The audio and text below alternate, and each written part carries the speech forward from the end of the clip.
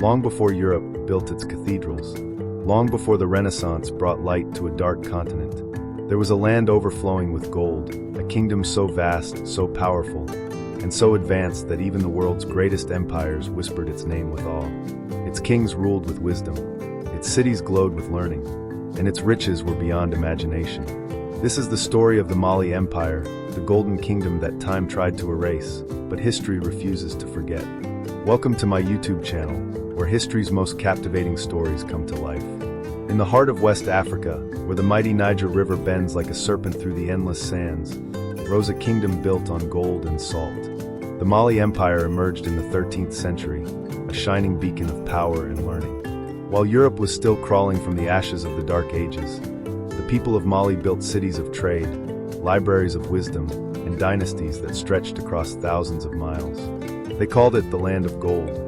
And indeed, gold was its lifeblood, flowing from the mines of Bambuck and Boré, traded for salt, ivory, and cloth that reached as far as Egypt, Venice, and even China. Every great empire begins with a legend. And Mali's legend begins with a boy named Sundiata Keita. He was born unable to walk, mocked, doubted, and cast aside. But destiny had other plans. When invaders known as the Sasso ravaged his homeland, Sundiata rose from exile, gathered his people, and led them into battle. At the Battle of Karina, he defeated the Sasso king, Semanguru Kante, and united the Mandinka people under one banner. From that victory, a new empire was born, the Empire of Mali, built not on conquest, but on unity.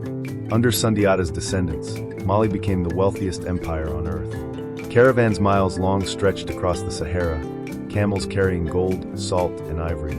From the deserts of Tagaza to the ports of the Mediterranean, the name Mali meant power, prosperity, and peace. But Mali's true brilliance shone not only in wealth, it was in wisdom. In the city of Timbuktu, traders spoke dozens of languages, and scholars debated philosophy, astronomy, and law. Books were worth more than gold, and every street echoed with the voices of poets, preachers, and dreamers.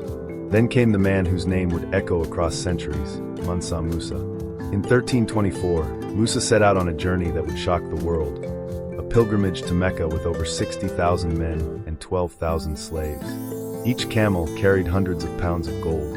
When he passed through Cairo, his generosity was so vast that gold lost its value for a decade. Mansa Musa wasn't just rich, he was legendary.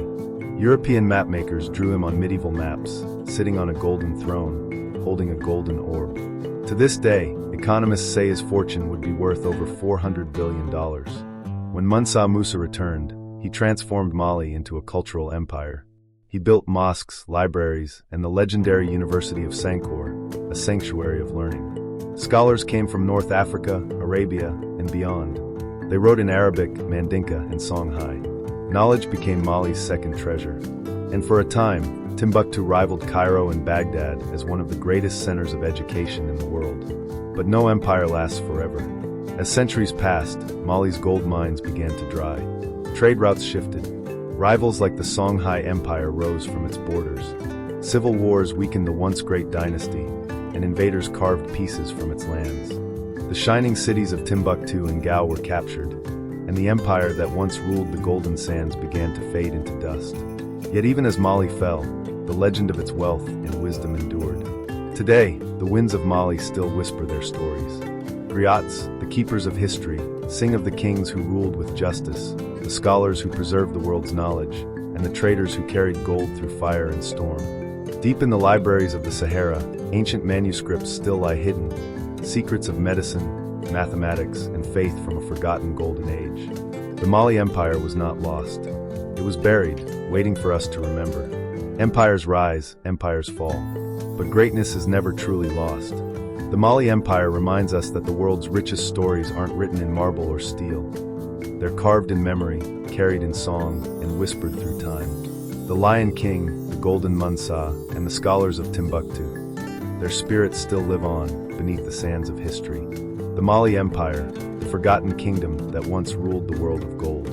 If you like this video, please like, share, and subscribe to this channel for more captivating stories from history.